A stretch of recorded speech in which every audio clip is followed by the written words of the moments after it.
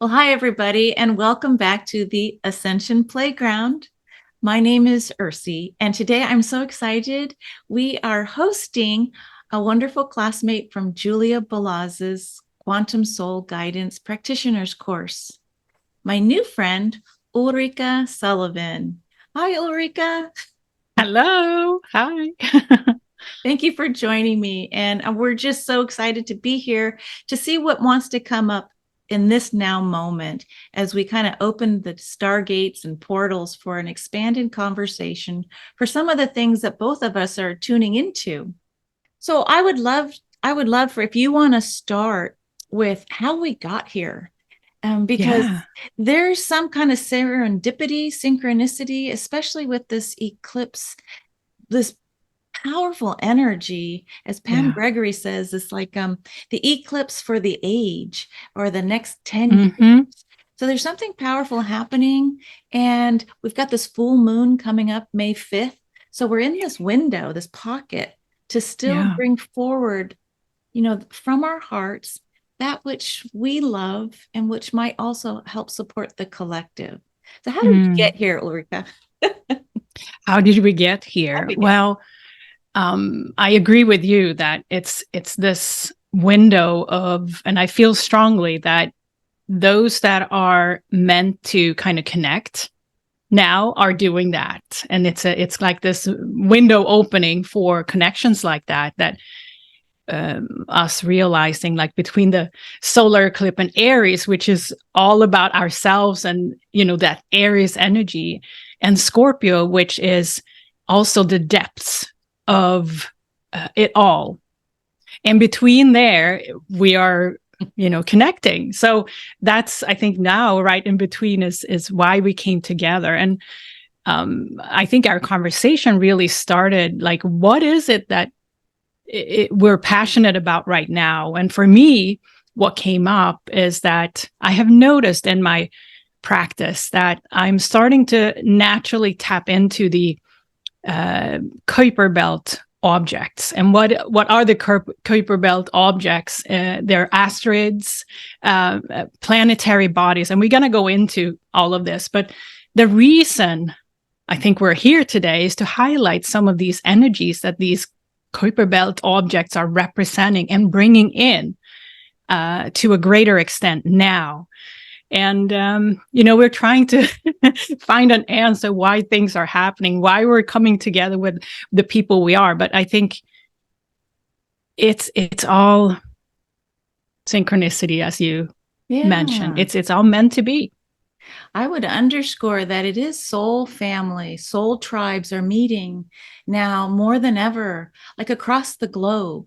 And that's one of the fun things working with Julia's class. It is multinational, multilingual, it's galactic, it's multi-universe. So it's fascinating. So let's just call out some of the fun channels that you and I love to listen to. Pam Gregory, astrologer, Heather Ensworth, and then Kelley Hunter, and the mythos around some of these amazing asteroid/dwarf planets. And so you and I found we were listening to some of the same things while we're also tracking the fixed stars in the heavens and how it relates to our natal charts, the transits, our relocation charts. A lot of light language and play. So it's so fun to be together, the two yous, Ursula and Ulrika.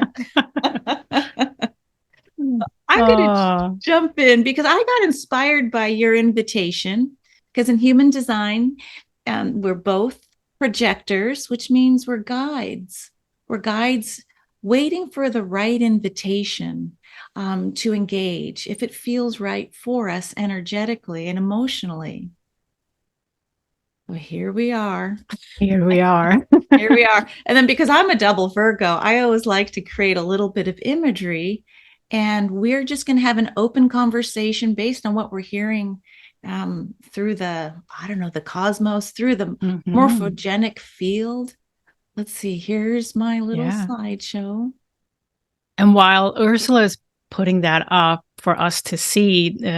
She is a beautiful visionary and visual. So all credit to her for these beautiful images that she put together for us. Oh. And came to, and when we prepared for this, we came to a realization that we have both a connection to Haumea, which is an asteroid in the Kuiper Belt.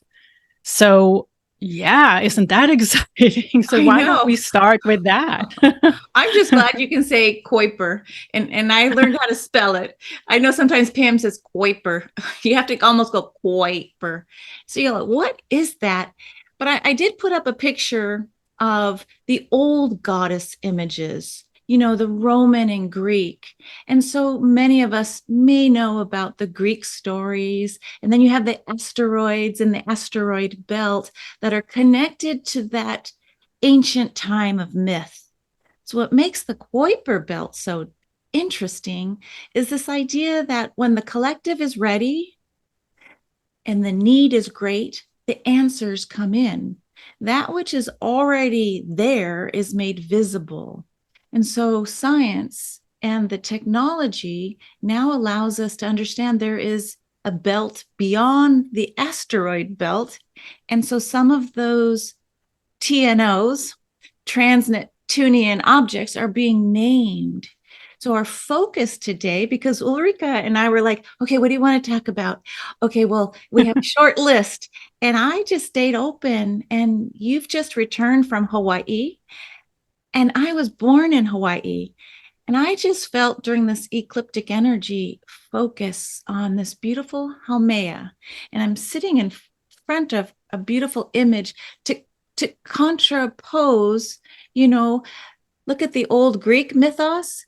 And now look at Haumea, how Haumea, more indigenous, more creator being, more earth goddess. So what I remember Pam sharing was that the Kuiper Belt objects are oftentimes associated more with the indigenous. And so when you look at their images, you're not going to see the you know, Parthenon goddesses in their togas, right, Ulrika? Very representative of the connection to the earth and connection to the environment, and that I feel that is exactly what that we are reconnecting with now. And I think the energies, as I mentioned earlier, that are coming in are very representative of what these, especially Haumea, is representing, and how she has been represented by the indigenous people as well. So yeah, it's a lot of symbolism in the myth, but it's also just looking at her and looking at what she represents is giving us a lot of information about what's coming. Yeah, so if you look at any of the Kuiper Belt objects later beyond Haumea, and I'm going to show a slide of several others, the story is that they are much more geography specific, so that it's not like Athena, warrior goddess coming out of the head of Zeus. It's very open archetype. This one now is more very connected to the indigenous people, First Nations. So Haumea, we're going to be connecting into the beautiful islands and general area of Hawaii. But before I go further, in case you're wondering, who is Pam Gregory and who is Kelley? So I just put this link in on November 10th, 2022. If you go on YouTube, onto Pam Gregory's channel, you're going to have this lovely conversation where you're going to learn more about, you know, this new mythos that's here to help us understand the energetics of these objects. But one image in particular that I found, because Pam's always talking about the magical wand Haumea holds, you know, so I had to go find, is there really an image or an object? And I found this one in early Spain, which is actually called a makala, or you can say it better, probably makala. But if you think Hawaiian, those syllables it's like say the syllables stronger than you do the Mm-hmm. consonants. Akala, makala. So, but look at, there's actually an object that you can find, and I found a few others that look very much like this, but the wand is like a creation wand. Think how we use wands in our current life, working with the crystal wands. So and I put the image of these beautiful whales because I don't go very far. When you mentioned Scorpio, and that's deep water, when we're returning to these ancient myths of creator gods and goddesses connected to Gaia, you can't help but bring in the huge water support coming in from the whales. Yeah. And that's what we see too. The connection to water is very strong. And we're not going to talk so much about other asteroids, but we can see it in other textures of energy that comes in from other asteroids as well, that the water is very highlighted at this time. So love that imagery of the water and the connection. I think the wand too, what I read about Haumea somewhere is that she also represents the mastery through the heart with the divine. So that wand is this symbol, that's how I interpret it, of the connection with the divine as well. Like you have that natural connection, because the wand also represents the unseen, right? The what we cannot see, but what we're creating. So it's beautiful, all the symbolism here. Wow, I'm tapping into what you're sharing, and what I'm getting is this idea of in the beginning of time with Haumea. There was this balance of masculine and feminine, but it was the matriarchy. It was the mother principle from whom all creation springs from. I mean, she was birthing things off on all parts of her body. And if you Google image Haumea, she has all transitions of the feminine, the young girl to the middle age to the crone. And when she gives birth, she's rejuvenated. So there is this very scorpionic, life, death, and transformation, regeneration. And it's interesting you brought up Scorpio too, Ulrika, because Scorpio represents the genitalia, right? So for the male and the female. And when you're looking at this wand, in current day, 2023, you may assume that projectile of the wand is a masculine, but here's the feminine creator being, mother archetype, big Mother Earth with the wand. So being able to tune into her masculine assertion of, where a lot of people are talking about step into your fuller sovereignty, your mastery. Yes. Well, maybe we women could do well by having a wand, a projectile. Yeah. Everyone out there, get a wand. Yeah. Now it's such the way you put it there is so beautiful, because yes, it's very profound, this self-empowerment energy that has been going on for a while now, and not only symbolized by the eclipses as well, the Aries self and Scorpio that we're in the midst of here, that we were just talking about. So yeah, beautiful. Yeah. One last note that's coming up, because we're kind of channeling you and I. Yes. Is what Pam Gregory talks about, and Kelley Hunter, this idea of these Kuiper Belt objects are basically our guide in quantum. It's the beyond the mundane and the linearity of 3D and 4D that we're now having this beltway of objects to help us move and transcend with Mother Earth. So whenever I was tuning into Haumea, I'm like, wow, she's returning, right, to help guide us into the new human, the new earth, because we're connected. How does that resonate with you? Absolutely. And that completely resonates with me. And also one other aspect of Haumea is that she actually was a strategist as well. She had her her natural energy as part of, I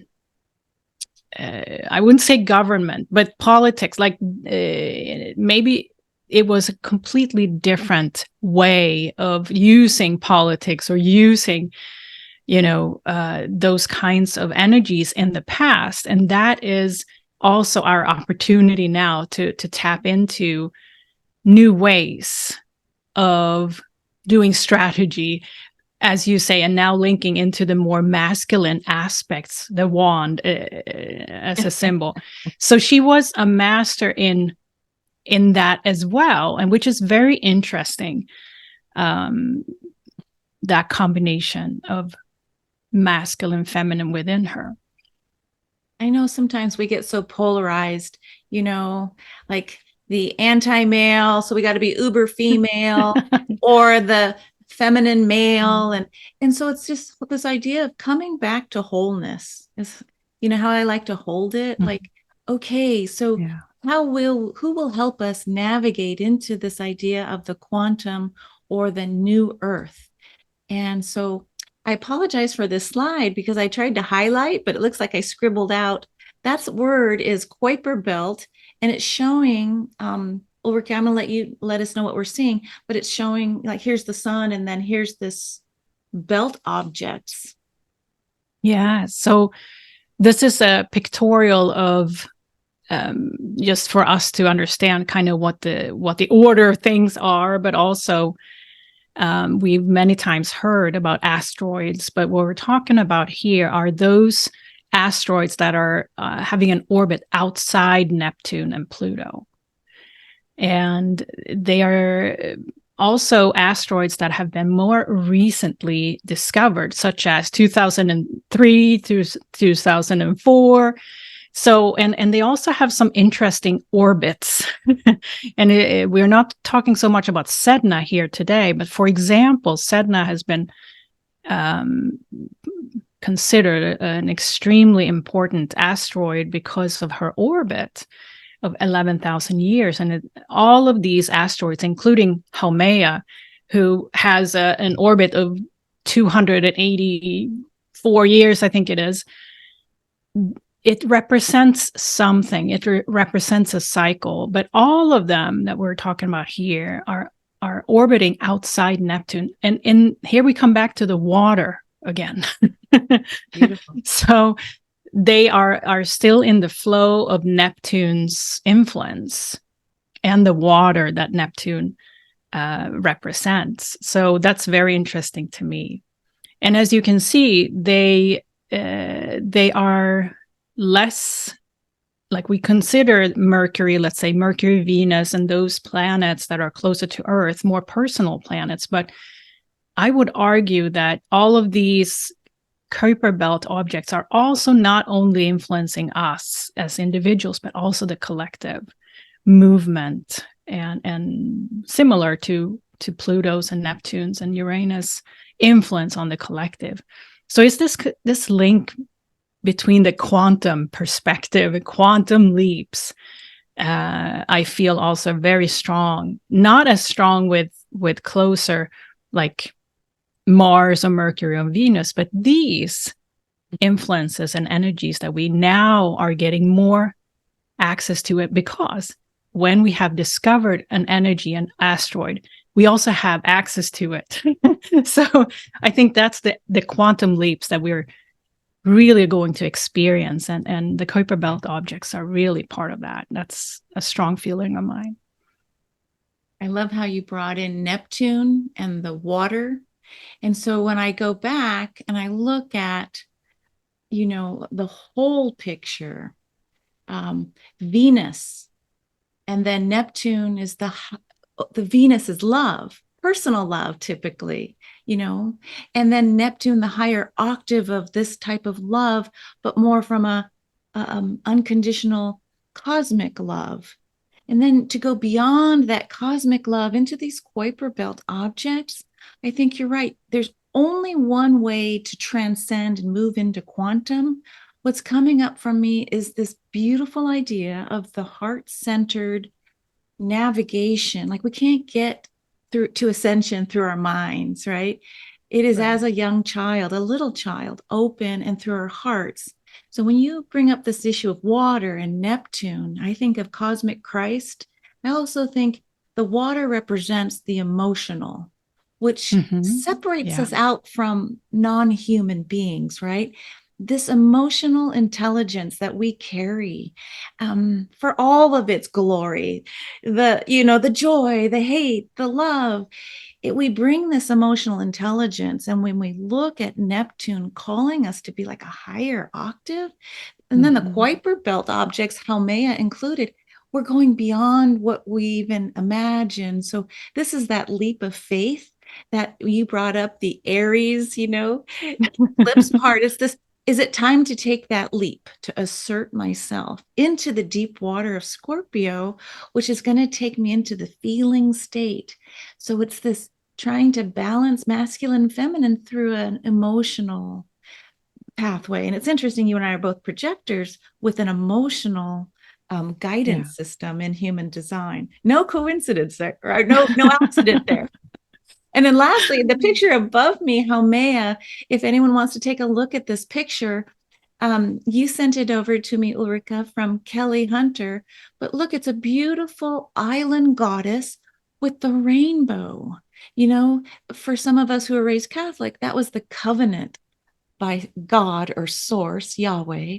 So it's this idea of beyond what we know. Maybe the Kuiper Belt objects are working within that zone that we would call God, but it's taking us back to Eden, is what I feel like, the beginning, the garden. And so I love this picture because it's not just, oh, isn't that a nice Hawaiian? And she's pregnant, birthing the new earth.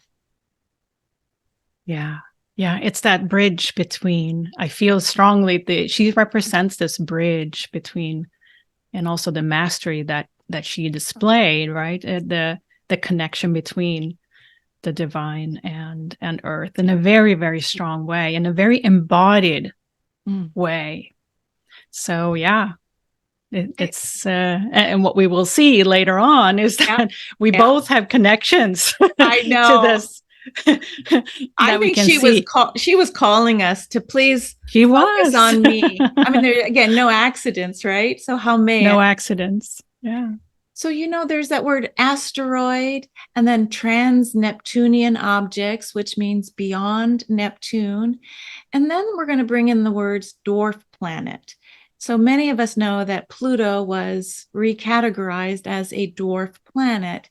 And I think you brought it up too, this idea of a very strange, orbital path. But when you look at Haumea, the beautiful shape that she takes as a trans-Neptunian dwarf planet is that of an egg. She's egg-shaped, which gives you even more like, wow, underscore this idea of the cosmic egg, the womb, creation, the potential. Yeah, a new beginning. Like when the egg cracks, it's something new coming out of it, right? So it's so beautiful to think that the times we're in really will be marked in the history as the egg and the crack of the egg, and something new comes out of that is for all humanity to be part of and beyond, right? It's not just what happens with Earth, but it's also what happens in the dynamic of the universe. And as galactic astrologers, we can also tune into and observe and see in people's chart how that can be, influenced both at the individual level, but also in the collective. And I think that's the perspective that we're invited to have, like not just what goes on in our little world, but also at the multidimensional level.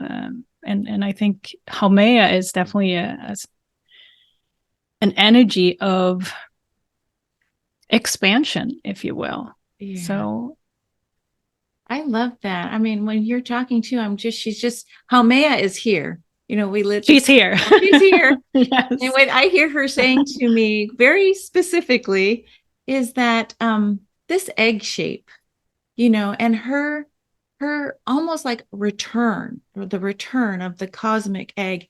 She's showing me that Scorpio again, and water, and the sexual parts. Okay. So it's almost Yeah. this idea that you need neither male nor female. It's the new human, like the Christ, divine human, and our multidimensional organs, Yeah. clairsentience, clair knowing, everything, Claire, all the five Claires are going to be coming online. So in case someone's listening and saying, what are you talking about? Well, we're going to need to navigate this photonic light belt that we're in. And Pam Gregory is always talking about plasma beings. So if we're moving more towards light beings, when that egg cracks, as you were mentioning, when it's time, right? And some people are saying it's already cracked and it's actually, peeking out. So there's this idea of the birth, the rebirth, but it does take a death, and this idea of really clear definitions of time and the cycles of time. And who was it that Pam Gregory was recently talking to? The red-haired lady Magenta Pixie, Yes. was also talking about the cycles of time. Yeah. And with this last slide, I just wanted to say, or not the last slide, but I also want to say, if you listen to Pam Gregory, you're going to, when she says Kwawa, Wawa is on this slide, so we've got the other trans-Neptunian objects, Pluto, Eris, Makemake, Haumea, egg shape, look how different, Orcus, Kwawa, Sedna, and something that says 2007 OR10. So this seems to be the new guidance system from the heavens, because it wasn't even on my radar screen until you had me focus in. I mean, it's all out here, like lots of pieces, but because you invited me to come and play, it was like, oh, let's go see what wants to come together. Look at this. I can see Kwawa. And also, just linking in with some of the other ones here, in addition to Haumea, Eris and Sedna are also co-creating with Haumea and Pluto, actually, because if you think about it, Pluto is at 0 degrees of Aquarius right now. Eris is almost switching signs. Sedna is almost switching signs too. So they're all at this critical time. So it's another sign that there is a co-creation here, at least within the Kuiper Belt objects and beyond, of a new birth, and this is happening right now. Aries is moving into is it Gemini, I believe. Sedna is moving in. It's either or. Aries moves into a new sign from either, But it's this co-creation of the 0 degree objects here. So it's a link into that new birth, that egg. Yeah. So it's easy to just focus in on one thing, but it really what they're doing, they're co-creating this new birth. Yeah. And I'm sure there are others here, other objects that we haven't discovered yet that are part of this as well. But all of these objects here, we can link into our own chart and see how they're influencing our own chart. So that's part of what we can do in addition to looking at fixed stars, for example. And it's been proven a powerful kind of puzzle piece to someone's story. So if you are listening and you feel drawn to either of these names, allow yourself to just Google search. Allow yourself to, if you know how to work with astro.com or any other free online astrology software, go find where some of these trans-Neptunian objects are, and the house will really give you an idea of specifically how is this energy working with me and helping me in this lifetime. I do want to say, at the picture above my head, you see the fire, and you see her holding the egg with her stick. So we've got creation and the potential for life. And her daughter was Pele, the goddess of the volcano. So we have these other stories about Haumea. So let me get to the next slide because I wanted to show you what the glyph looks like when you start learning these guides for the new age. This, I'm going to just call it the new age of light. You know, we're shifting out of the darker ages. Some said that happened in 2012, right? The shift of ages, whatever time you want to put down. It's just these are the guidance systems and learning their glyphs. You see, I put a little yellow circle around Haumea. It's the mother. It's the head with the arms reached out and her gown with a baby. I just interpret it as that. What do you think when you see this, Ulrika? Do you have anything to share? Yes, I see the heart emphasized as well in this image. I see the gown as well and the open arms. But the heart is very emphasized in this image to me. But that's, yeah, and everything you said I love before. that. Well, you know, in the year 2000, I was fortunate to climb Mount Fuji with a team. And when you go to certain points, because it's like a spiritual walk and overnight, you'd have these archways. And when you walk through, it's like an interdimensional portal. And to climb Mount Fuji used to be as a sacred journey up the mountain. And they say typically you only climb the mountain once in life. And you'll know what I mean once you climb it, if you choose to do that. But that's what I'm seeing too. I'm seeing that portal or doorway to the mother with the new child within her. So it's fun to have these glyphs and try and see what's the energy that I feel. Now here's a slide where beautiful. I know I wanted to show you the egg, and I wanted to show you two versions of the egg. But also, look, I found this art on Google Images for this idea of creation, that it is not the mundane. It is the ephemeral, the invisible helpers, our family that's always been here and will make themselves known once we raise and increase our vibration personally and collectively. Goddess of the earth. And I'm going to put new earth as well. Love that. Yeah. Yeah. And you can see definitely in these images that what's emphasized too is not only the connection with the divine, but also the reliance on ourselves and our own life force and that connection to our own sovereignty, but in communion with others. So it's that community aspect as well that's very emphasized. Oh, I love that. And look at the image. She is placing her two hands, the goddess in green, representing green heart chakra. It is on her heart. So Ulrika, I think you're onto something when you said that glyph reminded you. Not, I was thinking womb, you were thinking heart, and maybe it's a bit of both, huh? Absolutely. Yeah, beautiful. I just wanted to bring in this because I had never heard of the Lemurian scrolls, but I'm just going to call out that when you start looking into Haumea, you start learning that there's this connection to Lemuria.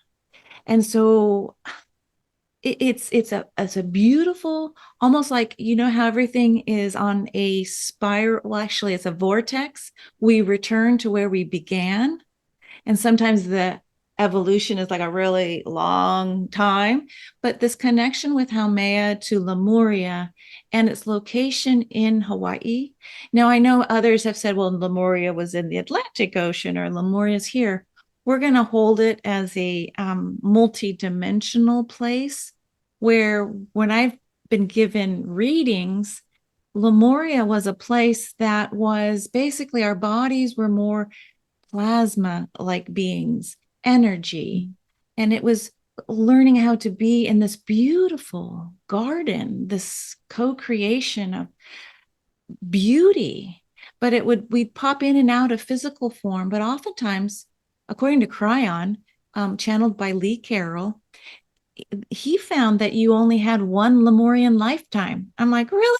If it was so beautiful, I'd want to kind of hang out for a long time if I only got one. But I didn't. Maybe it was a really long one. Right. If I'm an energy being, right? Thousands of years. Yeah.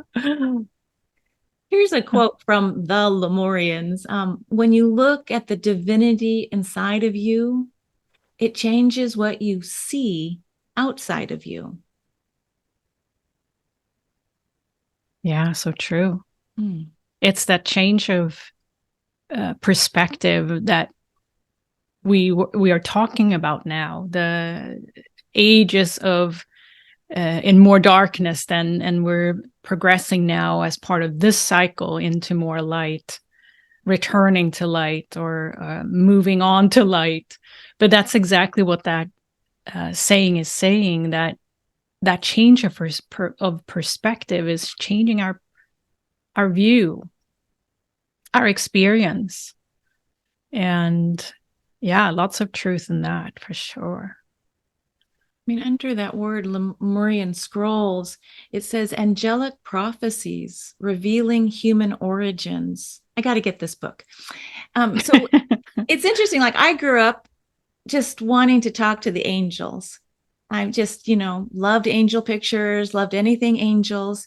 But wouldn't it be funny as a kind of cosmic joke that if our lifetime in Lemuria, Ulrika, was we began as angels, as these energy fields, plasma beings, so we kind of reminisce thinking, oh, I want to be an angel. I'm moving this way towards ascension, when instead it's going back to our origins in some ways, a return to what we began with, so we could then take the next spiral of evolution. It's like, okay, we got to return. So there's something profound happening around Hawaii, that whole area, or anywhere someone identifies as a Lemurian ley line. And look at that picture of the young woman holding the egg in her hula. that egg keeps coming up with Haumea. Yeah, what I've found with some of my clients is that if they had a Lemurian incarnation, it often was at the very first set of incarnations on Earth, and it has happened a couple of times. So that I found that a couple of times, and what came through in those when I was working with each of their energy was that it was a mirror, if you will, of the divine lifetime, but embodied. So it was a transition in a way, a way to come to Earth to experience the divine still. Wow. So it's, that was the strong sense I got, because the incarnations of those souls were very, early on in their earthly journey. And yeah, but that was just a couple of findings, and some related to some of my clients' charts and soul journeys. I love that. Well, I just created this too to echo this idea of connecting Haumea as a goddess to Lemuria and embracing her throughout all of her eras. Haumea, let's say on the timeline of the beginning, the middle, and then the transcendental.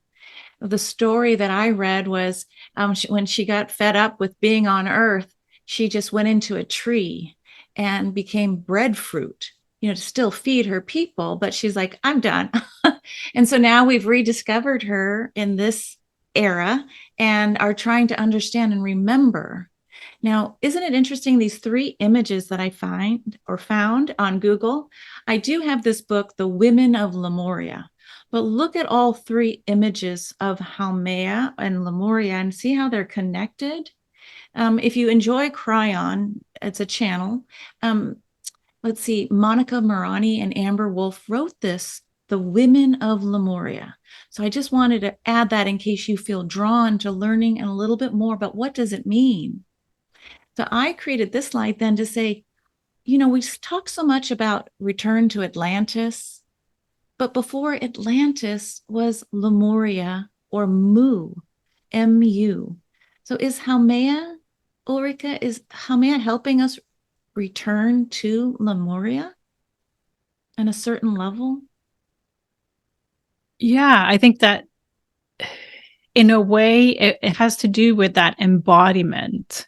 So, and I mean, I have a strong sense that embodiment is a key in the energy of Haumea and what she brings, right? Because the return to embody our natural selves, if you will, is part of what we're moving into.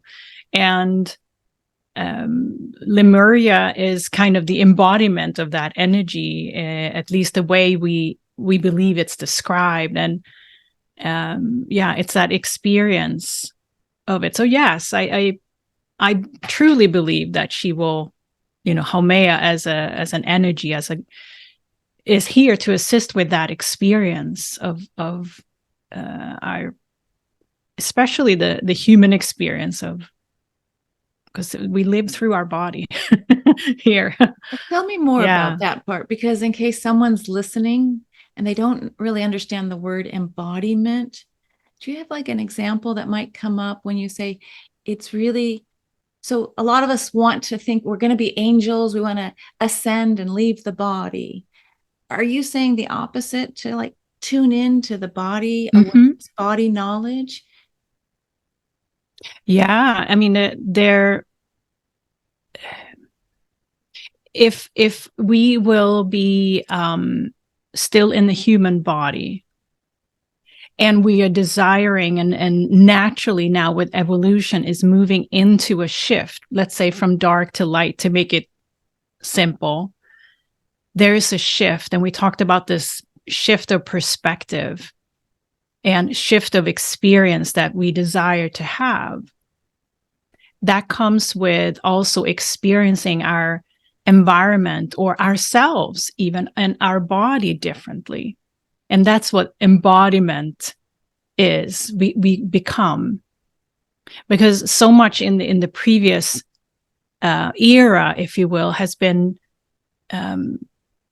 driven towards experience things in our minds or having ideas or things like that. But now we're asked to move down in our body and our hearts and listen to that wisdom. So this shift is part of what Haumea is helping us with, to actually move down in our womb, to move down, and everyone has a womb, even if you're a man or woman or what you identify with. There is this energy of birth, of rebirth that we all have, and Haumea, in the way I see it, is here to suggest to kind of start experiencing that. Okay. And so ascension is really, we can add a layer to ascension with the body. With the body, yeah, because it is to be as high we go, so to say. We want to be angels and experience that energy. We also have to ground ourselves even more if we're staying in a human body. So I think Haumea definitely is part of that grounding experience. That returning to the earth, returning to our body, which is of the earth. Yes, absolutely. It feels like that in my body when I speak about it, so it's good. All right. So did you have any final words about this idea of Haumea guiding us perhaps to a return to Lemuria? Yeah, I invite everyone to not so much attach to locations or words or labels around this. It's the energy, the quality of the energy that we're invited to embrace and take in and allowing our own shift, inner shift happen. I love so that. Yeah, that's what I would, because it's easy to get hung up on labels or this or that. And but what does this represent for you? If you're watching or listening to this, what does this quality of energy represent for you? And where in your life is it not yet fully expressed? And does this resonate with you, or is it something that you are curious about? Because that's the indicator of a coming shift within somebody's soul journey, is that curiosity and resonance with what is either said or shown. So yeah, if you're still here, I know. it's likely that this is something that you're curious about. I love that. Thank you. All right, let's see. What next? Here's something that you're asking us to think broad, energetic. Lemuria as the divine mother civilization. So again, embracing Haumea as perhaps the guide to bring us back to that divine mother origin story. It's a broad origin story. And so sagegoddess.com, I love when she says that she brings it to the earth with Lemurian quartz crystals that have been, according to her, encoded with higher wisdom and divine feminine energies of Lemuria. So if you Google Lemurian seed crystals or Lemurian crystal, there's a way that you can, with your heart, basically set a program in your crystal to help guide you, to support you for whatever you want to encode within these beautiful crystals. This idea of unconditional love and healing. And I think, Ulrika, as you have been saying, the knowledge that we all are one. Any thoughts? Yes. Yeah. Yes, crystals are lovely. And, either we feel that crystals we're connected to them in some way. And for those who are likely, especially the Lemurian quartz, are likely someone in their soul journey who've had a history in this lifetime there. Yeah. So it's something that we either feel drawn to or not. And there's no right or wrong, right? But it's also, crystals are lovely in that sense that they help us believe and help us tap into our truth. Because part of it is also that if we want to make a shift into these energies that are more supporting ourselves, like the Lemurian energies and what Haumea represents, crystals are beautiful tools that have been given to us or left behind so that we can remind ourselves basically of that origin and history that we have. So yeah, I think this is a beautiful description of that energy. Yes. And she calls out that, if you didn't know, Lemuria is basically, it predates Atlantis and was also known as Mu, but it was a very much a matriarchal culture. So you see through the course of time how things flip. I think the time of Aries, it flipped to the masculine, And so It's interesting when we go Aries, Taurus, so it was probably Taurian time was feminine, and then it flipped to Aries.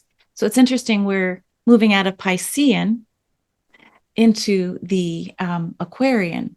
So what I was getting when you were talking was that these can be used energetically as the wand, the makala, right? That this can be, and I think these are they're not very expensive at all. A Lemurian seed crystal as a creation wand, but it has to be held with holy, sacred intention of the heart for the greatest good is what we're getting, so it's I didn't put that together till just now talking with you. Beautiful. See, Yeah, comes together.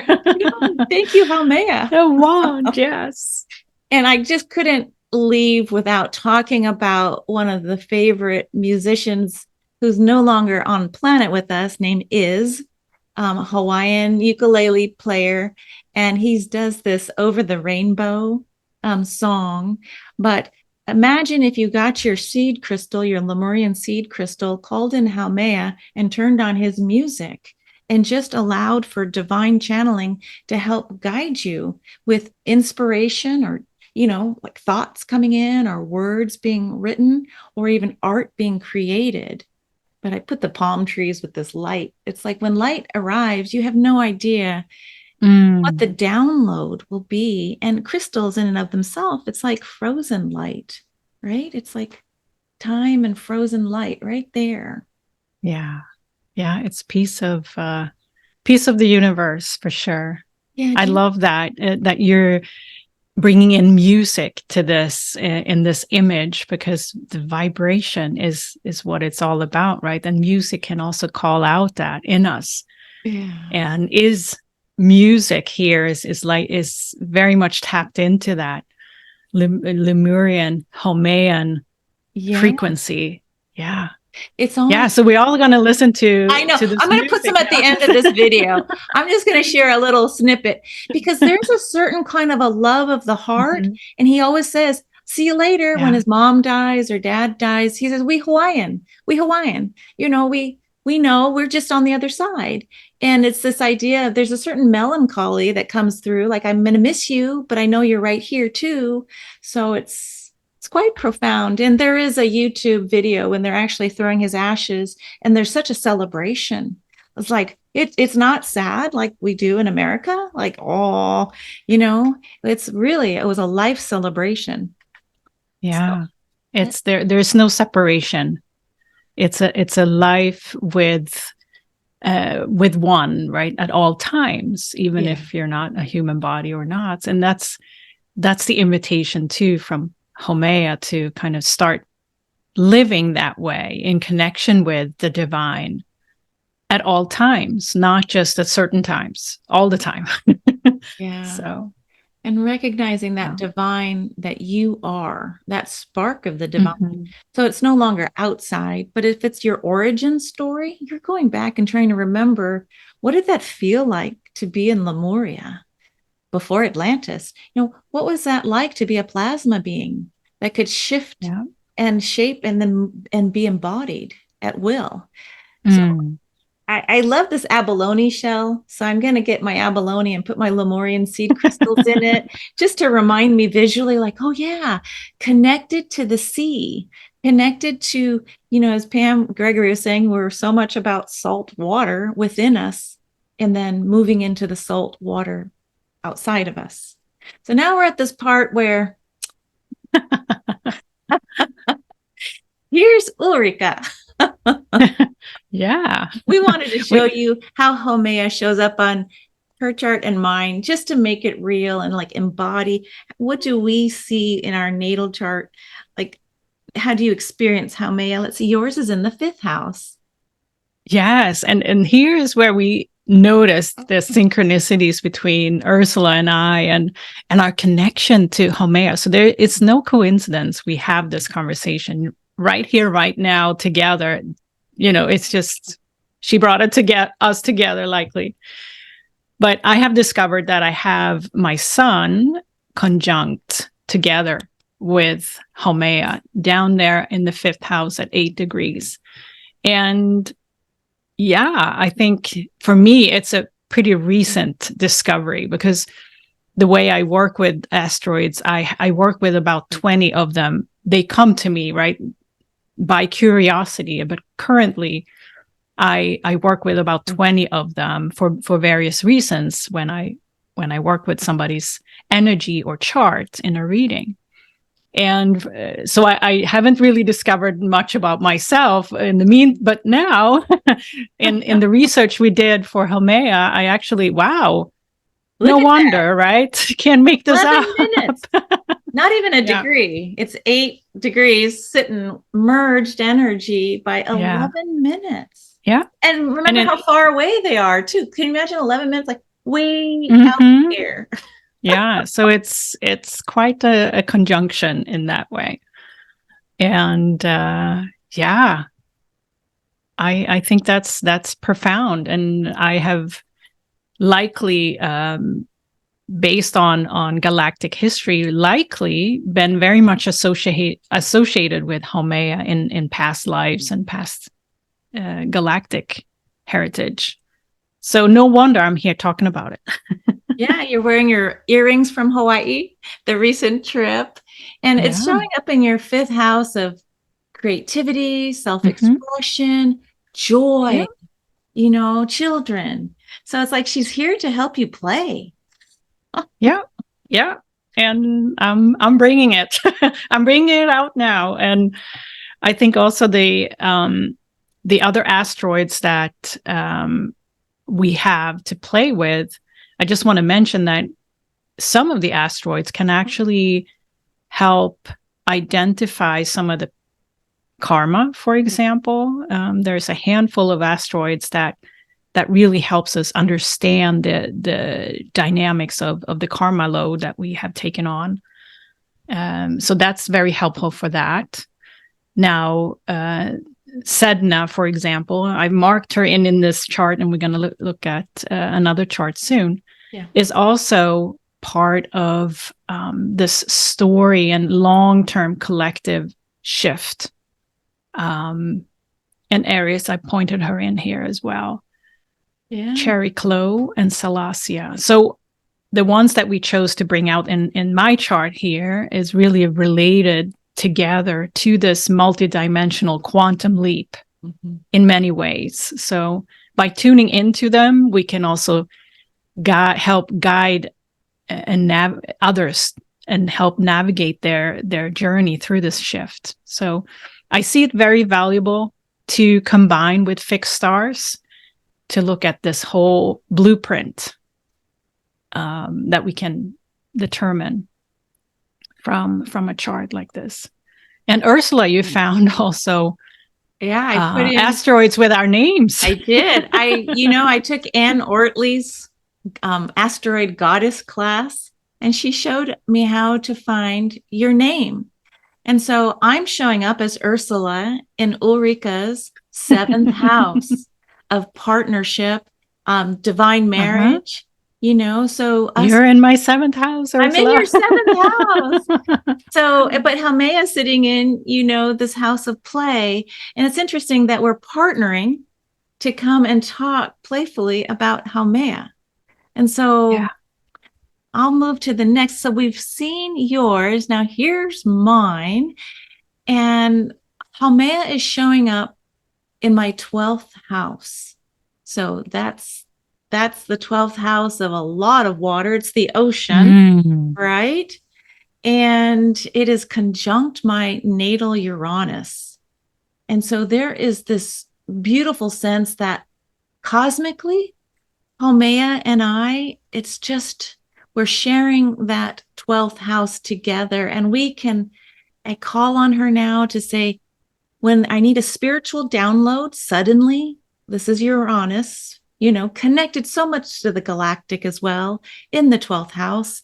Now I know that we have this partnership, as you said, to bring in more multidimensional knowingness. So if I want to know a little more, just ask the question and then surrender to what might come through or what wants to come through without me trying to edit it. But I also found, Ulrika, you are sitting right next to my North Node, because there is Ulrik. There's an E for, but it's close enough to your name spelling. My North Node in Leo in the 11th house of social networks. And I'm here to speak from my heart and help bring and broadcast out these kinds of fun, playful chit-chats, I think. So it's nice to see where you land, where Haumea is here to guide me. And what else? Yeah. I mean, we can't make this up, right? No. And the timing. It's amazing. And Yeah. this is just an example of showing how powerful it can be as another layer in your story, in your soul's story. If you're listening or watching this, these asteroids are giving you so much information. And we can't wait to see how fixed stars, asteroids are playing out in your chart. In your chart. Mm-hmm. Because there is a profound story here that links into your soul's mission, your soul's purpose here on Earth at this time. And who doesn't want to know that, right? Oh, I know. Before we leave my chart too, look at that. I'm just seeing, they're showing me how Haumea with Uranus is merging their energy with my natal Pluto. This natal Pluto is working with a kite formation, a grand trine, and a minor trine to help me move into the cosmos. It's like I'm flying a kite and I got Pluto. and in this Pluto doorway is huge, especially as we know that Pluto is currently squaring this whole energy of the second Aries new moon and eclipse. But you asked a question about real time. So I wanted to let people know, if you go on astro.com, you can hit the word transits after you get your natal one up. And I just wanted to see, where's Haumea today? And so today, in the little underlined yellow in the second house, Haumea is showing up in what I love, what I value. You know, she's very close to my Venus. So it's this love of the mother, love of Mother Earth, the mother. And then I've got that natal Neptune. So we've got Venus, Neptune, and Haumea, a lot of water and earth coming together to form something that I'm just getting this idea of new creations coming through. Yeah.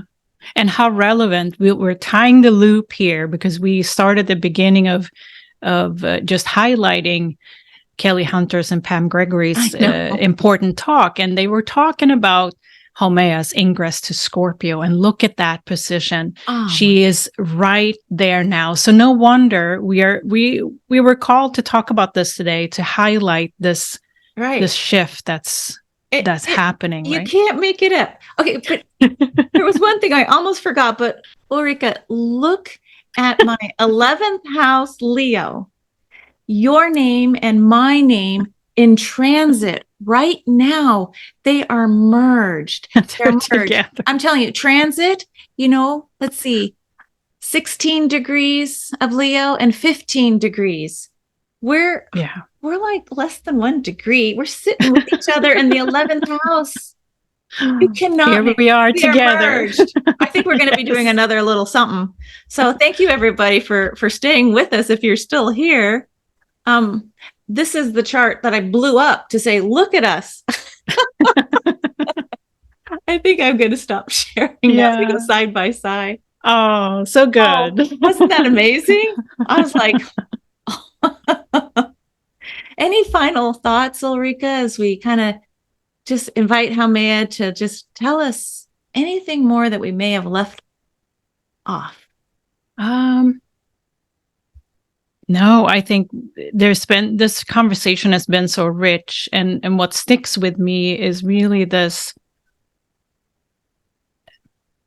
influence, if you will, if I call it that, influence of an energy from the Kuiper Belt.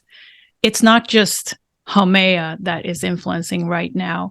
It's this co-creation and orchestration that is here to help us kind of link into what we are here to link into. And just this example, finishing up with the charts, I mean, this is what can happen for anyone, right? We come together, we're speaking about a topic, and it's such an alignment. And it's a journey to get to awareness. And what Ursula and I do on a daily basis is to help others navigate that awareness, become more aware of what are the energies that are working in your life now that you can decide to align to. And I think that's the power of of readings. It's an accelerator. It's an eye-opening and heart-opening. And that's, follow your heart there. If you're listening or watching, follow your heart and what you're curious about. You can't go wrong. I love that. I what's coming up for me is what people don't know is this was pulled together in less than 24 hours. The imagery, the slides, and the focus even has been 24, 48 hours. Like, what should we talk about? Let's wait and see. So we allowed what wanted to come through. Do you want to talk about 3? No, let's just focus on 1. And look what happened by trusting and surrendering. But it does take an act of courage, because Ulrika and I, we're meeting for the first time today, like one-on-one. And so it's the power of saying, yes, tell me more, clarify more. And so what I'm taking away today is this idea that I have heard about Haumea, I have studied Sedna, I have books, but I didn't bring it into my awareness. And the next step will be to bring it into my body when I invite Haumea to come work with me, help me stay physically strong, for the greater good that wants to come through as a channel. So I think I'm starting to feel more confident that that's why I'm here, to help channel messages that help me and may beautifully help inspire someone else. Beautifully said. Thank you, Ursula, for this magical conversation and co-creation today. I loved it.